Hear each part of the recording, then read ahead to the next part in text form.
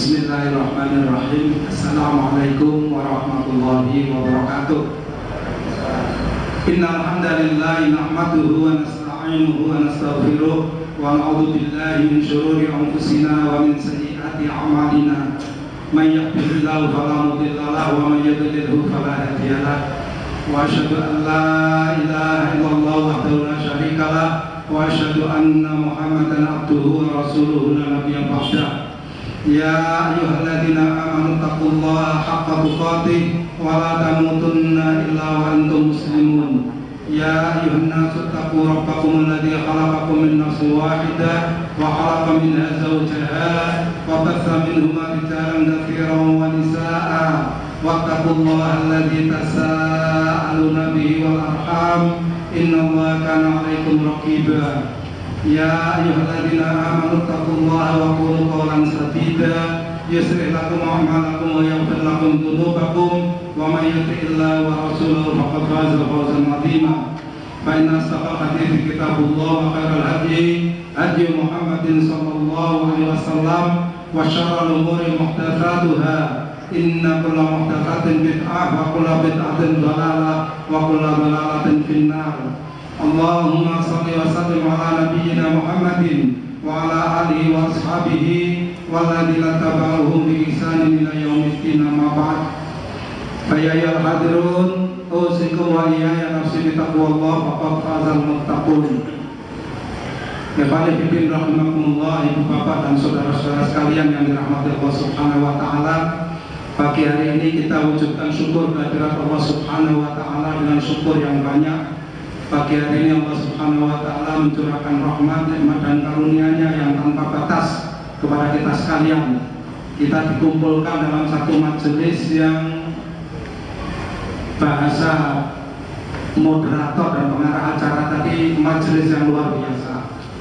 Saya setuju dengan kalimat itu, Bapak dan saudara-saudara sekalian. Ini majelis luar biasa, membicarakan sesuatu yang bukan hasil kita saja.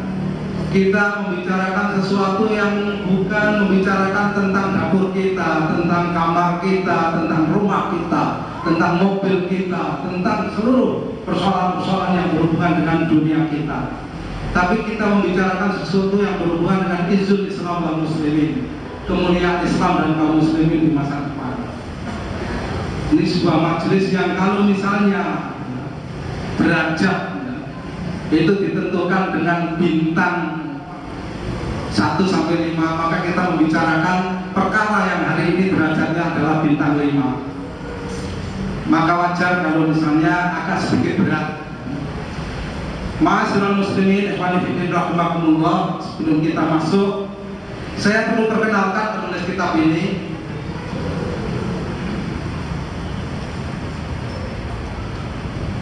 Ya. Nah, sekali. Yaitu Syekh Abdullah bin Muhammad. Beliau adalah sarjana dalam bidang psikologi dan juga analis dalam masalah-masalah strategi. Kalau mau berhubungan dengan beliau, silahkan berhubungan melalui email di saya, yaitu Abdullah ABDULLAHA 1900@gmail.com. Silahkan, nanti bisa difahami lebih jauh pikiran beliau. Ya. Kemudian ayat ikhwah, buku ini sendiri Mudzakarah Al-Istratijiyah ini merupakan nota strategis yang dikirim oleh beliau kepada Syekh Usama bin Laden rahimahullah. Tetapi tulisan-tulisan beliau, memo strategis ini belum sampai di tangan Syekh Usama bin Laden rahimahullah. Syekh Usama bin Laden sudah keburu gugur. Syahid kama nahsabuhu wala nuzaki Allahi ahadan wa hasibuh. Jadi belum sempat dibaca. Tadi Ustaz Bapak Sukirno sudah menyampaikan pikiran yang ada dalam buku ini merupakan generasi ketiga. Saya sangat setuju. Kalau kita hitung sejak runtuhnya khilafah, Ustadz Hasan Al-Banna mempunyai madrasah, tapi sedikit sekali tulisan-tulisan beliau yang sifatnya urut dan strategis yang bisa kita baca. Kemudian Sayyid Qutb rahimahullah membukukan pikiran-pikiran pergerakan pada masa Ustaz Hasan Al-Banna rahimahullah. Banyak sekali karya-karya Sayyid Qutb rahimahullah yang merupakan rumusan, ya, rumusan strategis dari pikiran, tindakan, dan apa yang dirasakan oleh Ustaz Hasan Al-Banna rahimahullah dan juga para pejuang-pejuang Islam pada masa itu.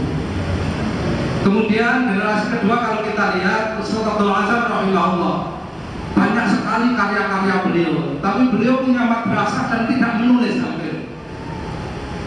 Karya-karya yang dinisbatkan kepada Ustaz Abdul Azhar adalah kumpulan-kumpulan khutbah, kemudian diedit, hampir tidak menulis. Kemudian ditulis oleh Maktab Khidmat menjadi beberapa buku. Tetapi pikiran-pikiran beliau yang strategis ditata dengan murah dan bagus sekali oleh Syekh Musa Pasuri dalam dakwah mukawamahnya. Jadi kalau kita mendapatkan warisan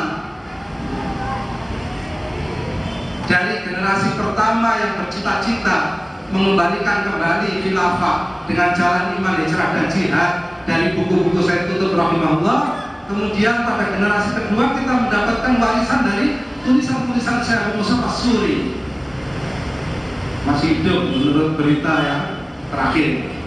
Kemudian generasi ketiga Syekh Usama bin Laden rahimahullah, beliau juga sedikit sekali, hampir tidak pernah menulis.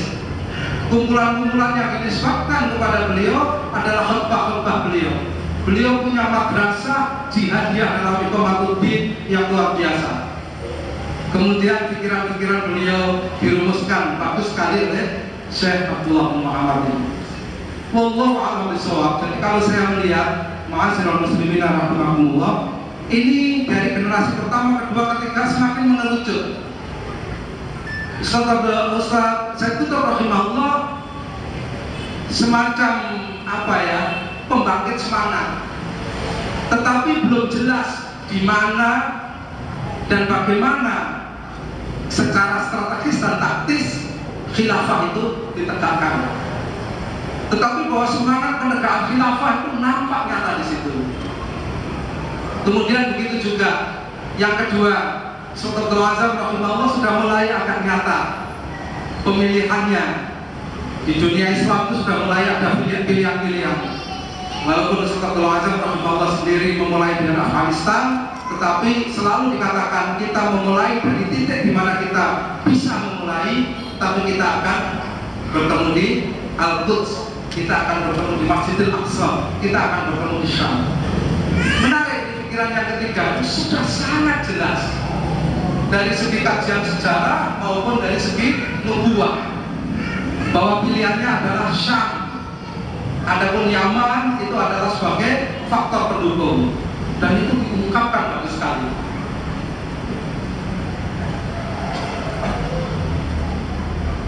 Dirumuskan sampai kepada pola-pola strategi yang akan lebih rinci. Kemudian sebelum kita lupa, tadi sudah sedikit dijawab oleh Ustaz Muhammad Sudirman tentang pertanyaan, kenapa kalau ini sebuah strategi kok diungkapkan secara terbuka? Bukankah itu akan mudah dibaca oleh lawan dan lawan akan mengantisipasi? Hadirin rahimakumullah, tadi sudah disebutkan strategi dua lengan dengan menitik beratkan Yaman dan Syam. Syam sebagai titik garap utama, Yaman sebagai pendukung, itu merupakan keniscayaan sejarah dan keniscayaan nubuwah.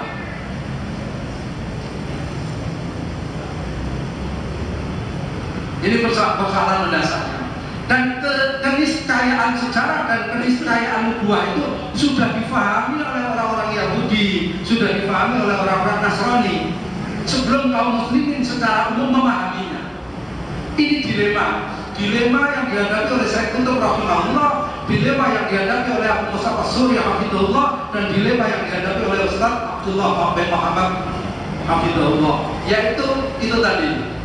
Kalau ini tidak diungkapkan, umat tidak akan mendapatkan satu pencerahan bahasa ini, ya kan? Umat tidak akan mendapatkan satu gambaran arah perjuangannya itu kemana. Tapi di sisi lain kalau diungkapkan selalu saja ada yang bertanya, kalau ini strategi, kenapa harus diungkapkan? Selalu ada yang bertanya. Akhirnya pertimbangannya adalah karena strategi ini adalah keniscayaan sejarah dan keniscayaan nubuwah yang juga sudah dipahami oleh musuh-musuh Islam, maka pilihannya lebih ringan. Bagaimana memahamkan strategi ini kepada umat internal kaum muslimin, supaya kaum muslimin mempunyai satu pegangan yang jelas, arah yang pasti, potensinya itu tidak berputar-putar, pengorbanan tanpa arah. Ini menarik menurut saya, maka ini pembahasan besar. Bedah buku perdana, buku ini ketika kita lakukan di Jakarta, dihadiri oleh Ustaz Muhammad Abab sebagai narasumber dan beberapa yang lain, ustaz-ustaz yang termasuk ustaz-ustaz yang biasa berbicara masalah-masalah pergerakan Islam. Menarik, salah satu komentar di antara ustaz itu begini, ini kalau kita bisa memahami apa yang ditulis oleh beliau ini kita sudah layak untuk membuat semacam lemhanas untuk para mujahidin. Jadi ini kajian yang mengarah ke sana. Kita bisa bayangkan tulisan ini akan disebabkan kepada Syekh Osama bin Laden rahimahullah untuk menjadi bahan kajian strategis. Kita bisa bayangkan. Problem kita hari ini adalah ini. Cakrawala berpikir para aktivis di Indonesia untuk bisa diajak memahami cakrawala berpikir para aktivis jihad di dunia Islam. Ini ada jarak. Ada cara, sehingga ketika tulisan ini dibuat bukan hanya dengan analisa di belakang meja, dibuat dengan pikiran, dengan kesadaran hati, juga ya, dengan tindakan nyata, analisa-analisa yang ditulis berdasarkan pengalaman dan juga kajian perpustakaan. Bagi kita ini merupakan satu kajian perpustakaan yang amat langka masih. Pengalaman kita belum menjangkau, ini yang dari masalah hari ini. Tetapi ayo berapapun keadaan kita, kalau kita tidak memulai, maka kita tidak akan pernah bisa mengejar ketertinggalan. Maka kita harus memulai. Ini yang jadi persoalan.